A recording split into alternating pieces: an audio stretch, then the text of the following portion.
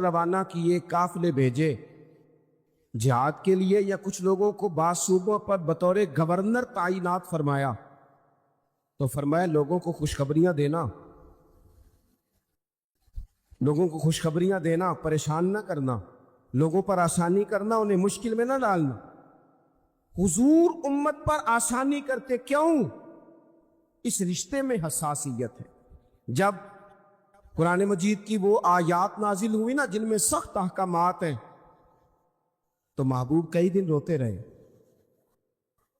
अपनी उम्मत की इस तकलीफ में कि ये दोज़ख में जाएंगे। कई दिन तक हुजूर ने आंसू बहाए। सारा कुछ जानने वाले रब ने पैगाम भेजा। हजरत जिब्रील हाजिर बारगाह हुए, या रसूलल्लाह, रब फरमाते हैं परेशान क्यों है? कहा अल्लाह ने सख्त हुक्म दे दिया है, उम्मत कमजोर है, कैसा पूरा करेगी? अल्लाह करे आपकी पूरी तवज्जो हो जाए मेरी बात पर, आमीन तो कह दे, आमीन तो कह दे यार। अल्लाह करे आप पूरे जाग जाएं और मेरी बात आप गौर से सुने, तवज्जो करें। अजीज भाई, इस पर गौर करो। इस हसासी, आज उम्मत को कहा जाए ना तू दाढ़ी शरीफ रख ले, उसमें हसासियत ही नहीं आती। वो कहते हैं पीर साहब आप दुआ करें, तो मैं कहता हूं जब आप तनख्वाह लेने गए थे तब तो नहीं दुआ करा के गए थे। उस वक्त भी कहना था मुश्किल हो रहा है बैंक तक जाना, तो मैं तो नहीं जा सकता, दुआ कर दे। जब आप माल हासिल कर रहे थे किसी जगह थे, वो तो बड़ी आसानी से आपने ले लिया, और दाढ़ी के लिए पहले आपको वजीफा दिया जाए, दुआएं की जाए, आपके लिए चिल्ला किया जाए, फिर आप सुन्नत शरीयत की तरफ आएंगे। हसास रिश्ता, रसूल कायनात आंसू बहा रहे हैं। किस तरह ये उम्मत हिसाब देगी अल्लाह के हुजूर? कैसे? बड़ी काहली है हमारे अंदर, बड़ी सुस्ती है, हम बड़ी आजमाइशों में। हुजूर जानते, जब महबूब कई दिनों तक रोए, अल्लाह करे उम्मती भी कभी कभी हुजूर की याद में रोए। एक तो ये हमारी महफिलें है ना जिनमें मजबूर कर देता है खतीब, वाइज, नात खां, तो मजबूरन भी सुभान अल्लाह कहनी पड़ती है। काश कभी घर में बैठे बैठे भी दिल करे और हम किसी नात खां के दरवाजे पे स्पेशल जाके दस्तक दें और उसे कहें दिल बड़ा परेशान है, मदीने वाले की कोई नात तो सुनाओ। कभी ऐसा भी हो ना कि घर में पैसे ना मिलने पे तो टेंशन होती है, और कोई मुकदमा आ जाए तो परेशानी होती है, लड़ाई हो जाए तो होती है। कभी यूं भी तो हो ना, रात को अब्बा जी रो रहे हो बिस्तर पे और बड़ा रो रहे हो और तड़प के रो रहे हो, बच्चे आके अम्मा से पूछें क्या मसला है हमारे अब्बा को, कोई परेशानी है, कोई डॉक्टर को बुलाएं, कोई दुख है? अम्मा कहती है जाओ तुम्हारे वाली बात नहीं। बच्चे इसरार करके कहते हैं नहीं अम्मा बता तो सही मसला क्या है। तो अम्मा ठंडी आह भर के कहती है पुत्र तुम्हारे बाप को ना नबी पाक का मदीना याद आता है, जिन्हों वेख के ठरदियां अखियां ने ते जिन्हों वेख के ठरदा सीना है। रब्बा तेरी सारी खुदाई च एक ही ते शहर मदीना है। पैसे जितने आगे जी इन्ने ही बड़े ने, उन्ना सुटियो थोड़ी मेहरबानी। असी किड्डी समझदार कौम आ, पहले आप ही खिलारी देने फिर आप ही इकट्ठी करी देने। कैसी बात है। गौस पाक की महफिल में लोग बंदे गिनते थे, तौबा किस किस ने की। हमारी महफिलों में लोग नोट गिनते हैं और स्पेशल बंदे रखे हुए नोट गिनने के लिए। बस करें यार, छोड़ दे, बड़ा हो गया ये काम। हमारी सुने जी, सुने, अल्लाह खुश रखे, अल्लाह आपको खुश रखे। और मेरे भाई अल्लाह जज़ाद सुने, हमें जो कुछ दीन ने दे दिया वो हमारी औकात से पहले ही बड़ा ज्यादा है। तो ये नोट शोर तो ये तो बात ही पीछे रह गई है। सानू तख्त हज़ारे दी लोड़ की है, नाले की लगे शहर बमोल दे नाल असी अपनी बाल के सेकने आ, सानू की लगे किसी और दे नाल। ये छोड़ दे ये काम, ये कोई इतना मुनासिब नहीं लगता।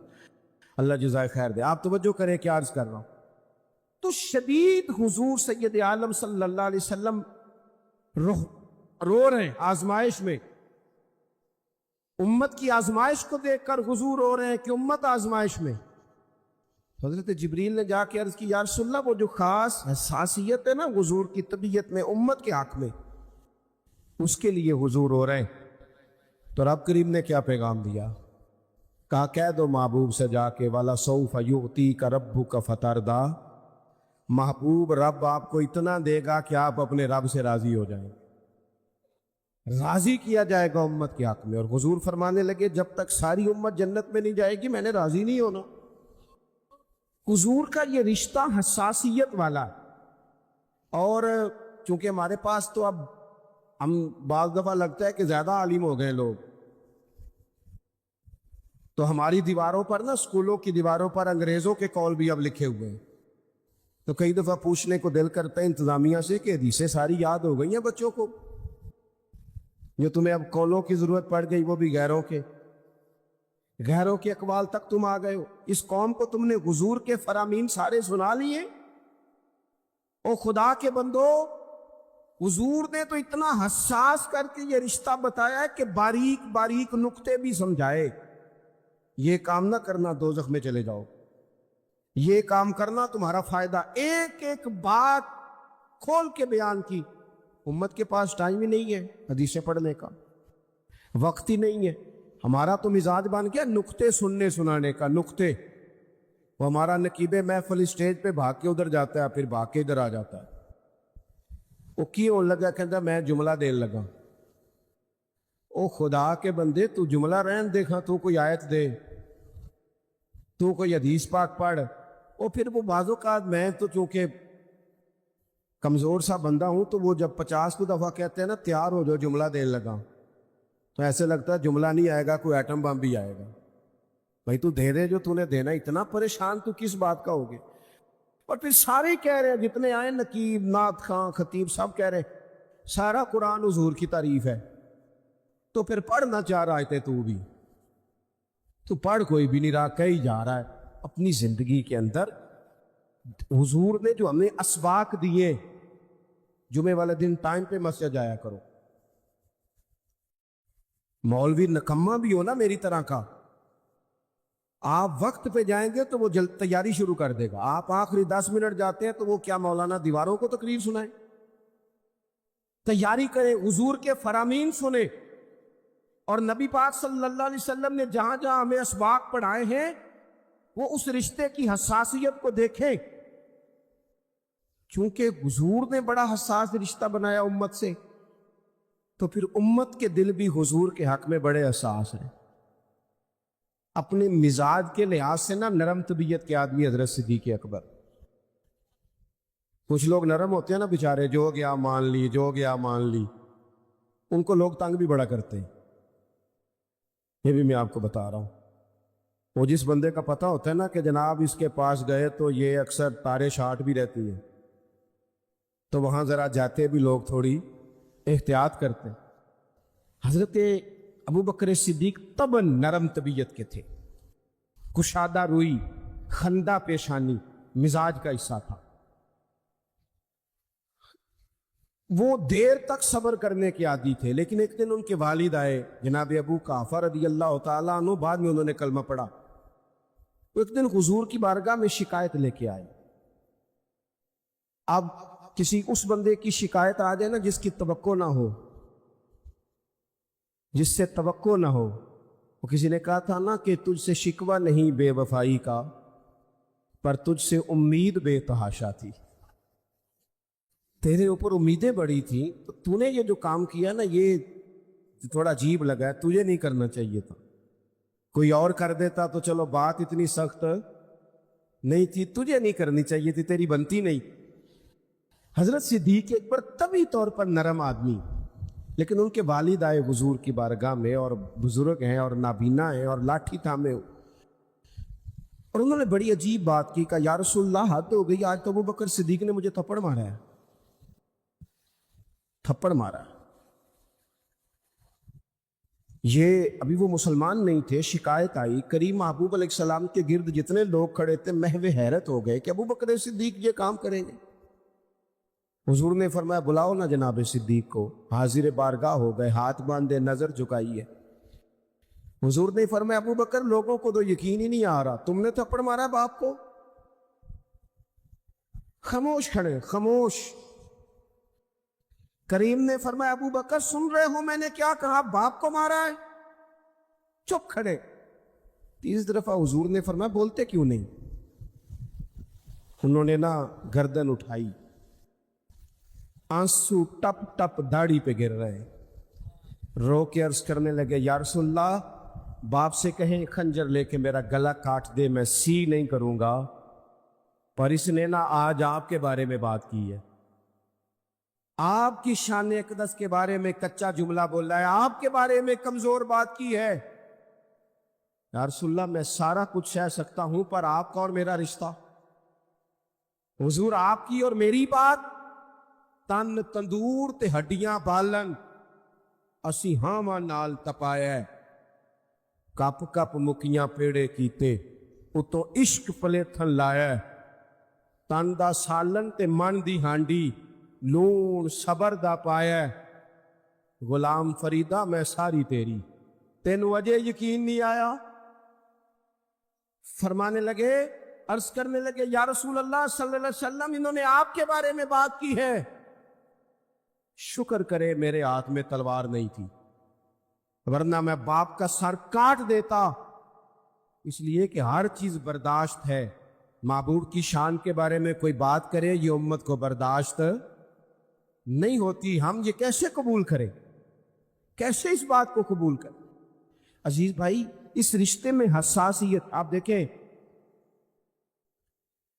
सहाबा ना उस हसासियत, और सिर्फ नामूसे रिसालत के मसले में नहीं, हर मसले में वो हुजूर के हक में हसास थे। हमें हर मसले में ही हसास होना है। तवज्जो है आपकी मेरी बात पे? मुझे आपकी गर्मी का बड़ा सख्त एहसास है, और जो लोग बड़ी तकलीफ में बैठे हैं, ये भी मुझे इस बात का भी अंदाजा है। मैं कोई बात लंबी नहीं करने वाला, बात बड़ी जल्दी खत्म करने लगा हूं। अल्लाह के महबूब जुमा पढ़ा रहे थे, एक आदमी खड़े हो गए तो महबूब ने फरमाया बैठ जाओ, नाम नहीं लिया। हजरत अनस बिन मालिक कहते हैं, एक बंदा दरवाजे के बाहर था, उसके कानों में आवाज गई तो मस्जिद के बाहर ही बैठ गए। एक कभी पिछली गली में थे, उनके कानों में आवाज गई बैठ जाओ, तो वो वहीं बैठ गए। जिसने जहां सुना ना बैठ जाओ, वो वहीं। महबूब ने जुम्मे की तकमील के बाद पूछा, तुम कहां थे, तुम कहां थे, तुम कहां थे? या रसूलल्लाह, आपने कहा था बैठ जाओ, आपने कहा था बैठ जाओ, तो मैं बैठ गया। महबूब अलैहिस्सलाम मुस्कुरा के फरमाने लगे, तुम्हें कब कहा था, तुम्हें कब कहा था, तुम्हें? मैंने तो उसे कहा था। कहा, या रसूलल्लाह, आपने नाम तो नहीं ना लिया। सानू ते कैद सज्जन दा गहना है, ते ओ जिंज रखे उंज रहना है, और हमने न कभी कतरे पे गौर किया और न दरिया देखा, बस जहां तेरी झलक देखी वहीं डूब गए। सानू ते कैद सजन दा गहना है, ओ जिंज रखे। उसने कहा बैठ जाओ, तो चुप करके बैठ गए, बात खत्म हो गई। महबूबे पाक ने फरमाया, देखो ना, हुजूर नमाज पढ़ा रहे थे तो दौरान नमाज ख्याल आया कि या अल्लाह किबला बदल जाए ना, और वो किबला ऐसे नहीं था कि इधर को कर ले। आप मस्जिद किबला तैन जाए, मुंह इस तरफ था और करना था उस तरफ, तो महबूब ने दो रखते इधर मुंह करके पढ़ाई। ये रिश्ता हसास है ना, इसमें बहस नहीं। और शरीयत का जब कोई हुक्म आए तो फिर उसमें बहस कैसे? मोमिन कह लेता है कि मैंने ठहर के दाढ़ी रखनी है, ये कैसे कह लेता है कि मैंने शरीयत पे अमल जरा ठहर के करना है? जरा ये तू कैसे कह लेता? तुझे हुजूर का पैगाम मिल गया और तू अभी तक कह रहा है जरा ठहर के, ये कैसे हो गया? ये तूने सोच कैसे लिया? इतना हसास। अम्मा बात कहे ना, अम्मा, पुत्र 2 दफा तवज्जो ना करे तो अम्मा कहती है तू मेरी भी नहीं सुनता। 4 दफा पीर साहब को कहना पड़े तो हजरत शेख बिगड़ जाते, कहता जा दौड़ जा। कितनी दफा कहा तो सुनता ही नहीं। मेरी तरह का छोटा मौलवी जो सवेरे अली बात आसा पढ़ाए, उसका बच्चा सबक पढ़ते मुंह इधर कर ले तो थप्पड़ मार देता है, कहते हो मैं तेरू सबक पे पढ़ाना, तकना किधर है? और यहां उम्मत का ये हाल है कि वो हुजूर का पैगाम भी तवज्जो से ना सुने। وہ شریعت اسلامیہ کی بات پر بھی غور نہ کرے اور دین پر عمل کرنے میں کہ ٹھہر کے ذرا ٹھہر کے ذرا ٹھہر کے. سود حرام ہے، وہ کل بھی حرام تھا، آج بھی حرام ہے اور قیامت تک حرام ہے. بی بی پر پردہ ضروری ہے. اگر کائنات کی سب سے اعلیٰ بیویوں نے پردہ کیا ہے تو ان بیویوں کے لیے بھی پردہ ضروری ہے. اور اگر نابینا صحابی آئیں اور نبی پاک کہیں اپنی ازواج پاک سے کہ پردہ کرو، یا رسول اللہ وہ تو نابینا ہے، فرمایا تمہیں تو نظر آ رہا ہے نا. تو اگر جن کو قرآن ماں کہتے ہیں ان کا پردہ ضروری ہے تو پیر صاحب سے بھی عورت کا پردہ ضروری ہے. اس پیر سے کہو تو شرم کر، تو حیا کر، شریعت کا پاس کر. یہ کیسے ہوگا کہ تو بے پردہ آ کے بیٹھ گیا عورتوں کے بیچ؟ کس طرح ہو گیا تو؟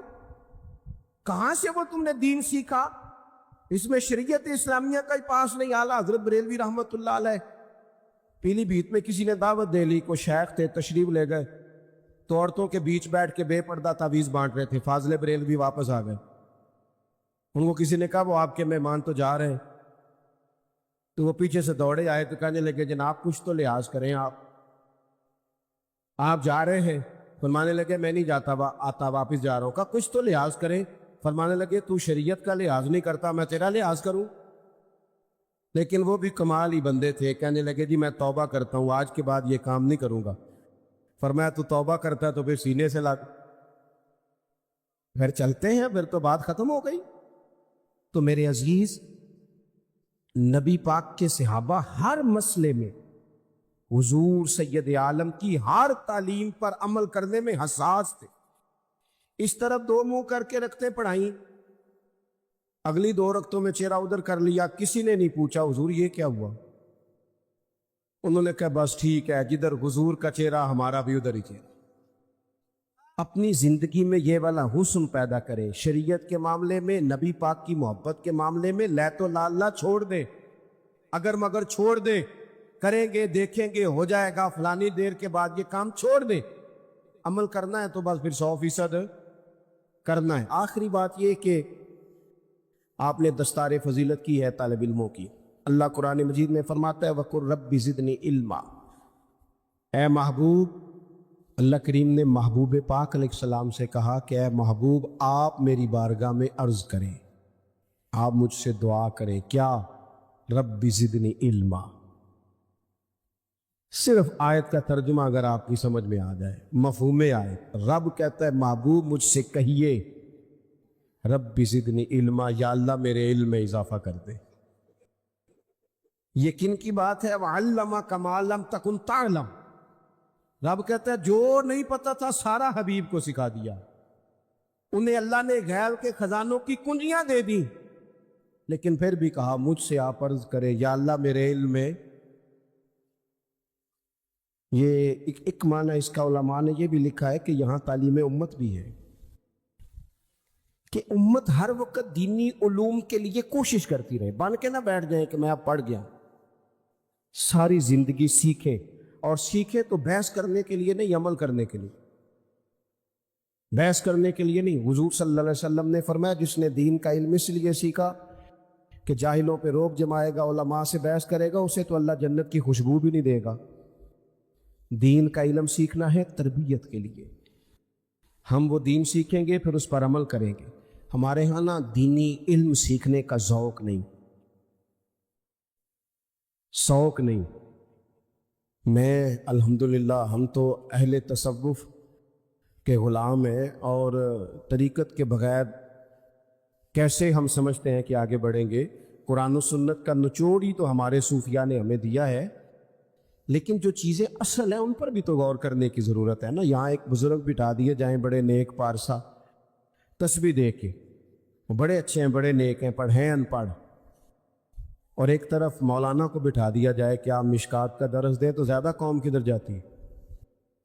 تسبیح والے بابا جی کی طرف، کیونکہ وہ جبے کوبے میں بیٹھے ہیں. لیکن حضور نے ہمیں سوچ کیا دی ہے؟ نبی پاک مسجد میں آئے تو 2 جگہ پہ لوگ بیٹھے تھے مسجد میں. ایک جگہ پہ بیٹھ کے اللہ کی یاد ہو رہی تھی، ایک جگہ پہ بیٹھ کے ایک بندہ درس دے رہا تھا. حضور دونوں کے بیچ کھڑے ہو گئے، فرمایا دونوں محفل خیر والی ہیں. لیکن پھر فرمایا چونکہ میں استاد بن کے آیا ہوں لہذا حضور وہاں بیٹھ گئے جہاں دین پڑھایا جا رہا تھا۔ اور میرے بھائی جس طرح تسبیح میں سبحان اللہ پڑھنا ثواب ہے نا، اس طرح وضو کے مسئلے سیکھنا بھی ثواب ہے، غسل کے مسئلے سیکھنے کا بھی ثواب ہے۔ خودارا اس کو بھی سمجھو، اگر آپ طریقت کے وہ بھی ضروری ہے ضرور پڑھو، وہ بھی چھوڑ دیے لوگوں نے، لیکن صبح جو درس دیا جاتا ہے مسجد میں اسے بھی سنو، اس میں بھی نفع ہے۔ دینی علوم کا مزاج، دینی مدرسوں میں بڑی ترجیحات کی ضرورت ہے، بڑی تبدیلیاں چاہیے۔ میں اکثر دوستوں سے کہتا ہوں کہ مدرسوں سے صرف چندے کا رشتہ نہ رکھیں، مدرسے میں جایا بھی کریں، وہاں آپ غور بھی کریں کہ کھانا کس طرح کا پکتا ہے، طلباء کے آرام کی کیا سہولیات ہیں، جہاں تبدیلی کی حاجت ہے وہاں ہمیں کرنی چاہیے۔ لیکن یہ کہ آج بھی سب سے کم خرچ میں سب سے زیادہ پڑھائی جہاں ہوتی ہے وہ مدارس میں ہوتی ہے، کم سے کم خرچ میں۔ یہاں اپنے دینی مدارس کو مضبوط کریں برائے مہربانی، اور مدارس کے جو طلباء ہیں بالخصوص ان پر ہمارے ہاں عجیب حال ہوتا ہے۔ حدیث پاک سنائی جاتی ہے کہ طالب علموں کے پیروں کے نیچے فرشتے پر بچھاتے ہیں، فرشتوں نے طالب علم کے پیروں کے نیچے پر بچھائے ہوتے ہیں، اور کمیٹی والوں نے اسی طالب علم کے اوپر کھال رکھی ہوتی ہے قربانی کی۔ بھئی آپ تو حدیث سنا رہے تھے کہ اس کے پیروں کے نیچے فرشتوں نے پر بچھائے ہیں، تو آپ نے کیا بچھایا ہے؟ قربانی کی کھال۔ یہ جو صدر صاحب بنے ہوئے ہیں وہ کیوں نہیں اٹھا کے لا سکتے؟ سیکرٹری صاحب کیوں نہیں اٹھا کے لا سکتے؟ میں تو سالوں سے کہہ رہا ہوں، اپنے مدرسے کے طالب علموں کو ہمیشہ کہتا ہوں کہ کوئی ضرورت نہیں آپ گھر جائیں، کوئی حاجت نہیں کہ آپ سے کوئی بھی کام کرا جائے، قطعاً نہیں، یہ مزاج ہی نہیں۔ آپ اپنے گھر جا کے عید گزاریں۔ ہاں کچھ عرصے سے مجھے پتہ چلا کہ بعض گھروں میں بڑی غربت ہے، تو وہ اس طرح کے قربانی کے گوشت کے بھی ذائقے غریبوں کو نصیب نہیں ہوتے، چونکہ وہ بھی اسی جانن والوں نوں دینا ہوندا ہے نا۔ ادھروں مینوں اٹھدا ہے میں انہاں نوں گاں دا کلیا ہے، پھر کسی نے فون کرتا ہے تساں چونکہ کٹا کیتا ہے وہ بھی کلیا جی، وہ بس کر دے۔ اور پھر ایک اور بات بھی، مہنگائی بڑی زیادہ ہے ملک میں، ہمیں ایک دوسرے کا خیال کرنا چاہیے، لیکن کون رونا رو رہا ہے مہنگائی کا؟ وہ بندہ رو رہا ہے جو ہر تیسرے دن چھوٹا گوشت کھاتا ہے۔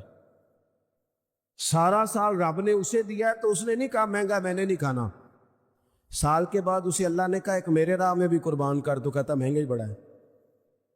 تو سارا سال کھاتا رہا تب تو نہیں، تو نے کہا مہنگا تھا، اب دینے کی باری آئی ہے۔ تو یہ حکومتیں جتنی ہیں نا کام کر رہی، جو پہلے گزری ہے، یہ آئی ہے، جتنی سیاسی جماعتیں اللہ ماشاءاللہ جو حکومت کر چکی ہیں یا کر رہی ہیں، مجھے تو ان سے کوئی امید نہیں یہ قوم کا کوئی سوچیں گے۔ یہ تو نمبر پلیٹیں بدلتی ہیں، انجن بھی وہی پرانے، اور اندر بھی سارا کچھ وہی، ان سے تو کوئی توقع نہیں۔ البتہ ہمیں چاہیے کہ ہم ایک دوسرے کا ہاتھ تھامیں۔ عید پہ 3 دن عید ہے تو ایک جوڑا خرید لیں، ایک جوڑے میں 2 پرانے استعمال کر لیں، لیکن تھوڑا سا کم کریں خرچہ، اور تھوڑا دیکھیں ہماری گلی میں کون غریب بستا ہے۔ اگر ہم ووٹوں والے دن لسٹیں بنا سکتے ہیں نا کہ کدا ووٹ کتھے ہوئے تو وہ بندہ ایسے لے کتھے ہوئے، وہ اگر چھوڑ کے علاقہ چلا گیا تو وہاں سے جا کے لوگ کھینچ کے لے آتے ہیں کہ نہیں؟